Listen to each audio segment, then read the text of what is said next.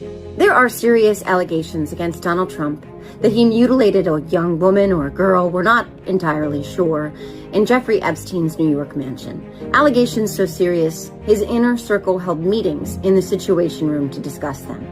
The fucking Situation Room. Not a conference room, not somebody's office, not a staff meeting over stale bagels and burnt coffee. The Situation Room. The room presidents use during wars, terrorist attacks, hostage crises, and national emergencies. A room used to protect America. But Donald Trump's inner circle used it to protect Donald Trump. And how the fuck isn't that the biggest scandal in the world right now?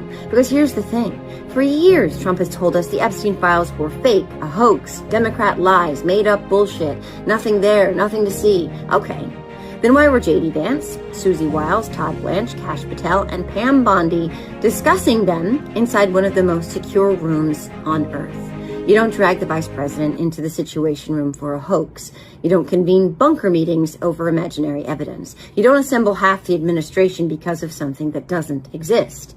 According to reporting from a book by Jonathan Swan and Maggie Haberman, one of those meetings centered on whether or not to release an allegation from the Ghislaine Maxwell files involving a woman who said Trump had done things to her nipples so severe they looked incredibly painful.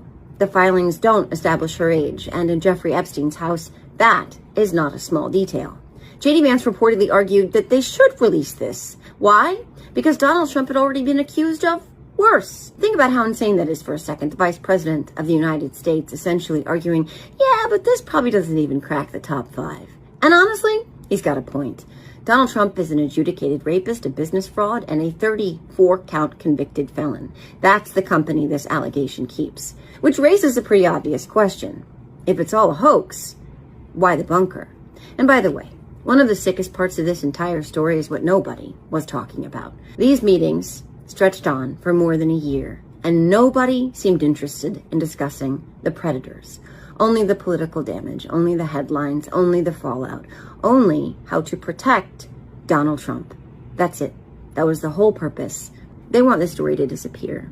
Trump wants this story to disappear, which is why every day there's a new distraction. A ballroom, a bombing, a spectacle, a shiny object, bread and circuses, anything to drag your eyes somewhere else. But this story isn't going away. Because innocent men don't need Epstein war rooms. Innocent men don't spend years fighting to keep files hidden. And if those files truly exonerated Donald Trump, he'd be the loudest person on earth demanding their release. Instead, his top advisors spent more than a year meeting behind closed doors, trying to manage what was inside of them and what we all saw. Release the fucking